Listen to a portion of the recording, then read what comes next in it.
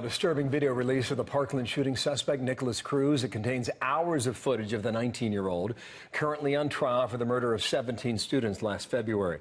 Phil Keating picks up the story live in Miami. The suspect eventually had to be handcuffed to protect himself. Yeah, Bill, that's because every time the detective stepped out of the room, Nikolas Cruz would begin hurting himself. Just minutes after being brought from the hospital to the sheriff's department interrogation room, well, that's when Cruz begins punching himself over and over and over again.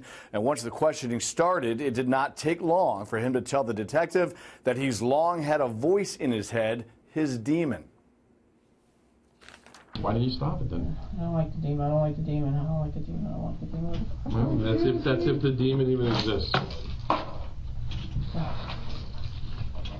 Can I get an attorney or something? Later during the 12-hour interview, the detective steps out of the room and Cruz starts biting his forearm repeatedly, trying to make himself bleed. When left alone, the gravity of the situation also seems apparent.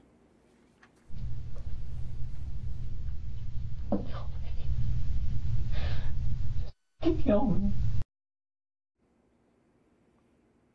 Large portions of this 12-hour interview do remain secret still. Per the judge, it's redacted to ensure Cruz can still get a fair trial. That's the portion where Cruz allegedly gives a step-by-step account of how he carried out the worst high school massacre in U.S. history, shooting several young students repeatedly as they lie bleeding in the classrooms and hallways. Around midnight, Cruz's 18-year-old brother Zachary is let in, and that's when Cruz breaks down, crying and sobbing. Cruz also reveals how lonely he was, depressed over his mother's death, and that he had attempted suicide twice.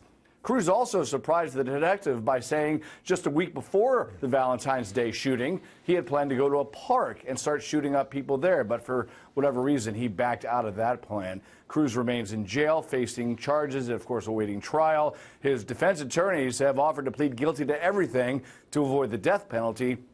That's something prosecutors still refuse to accept.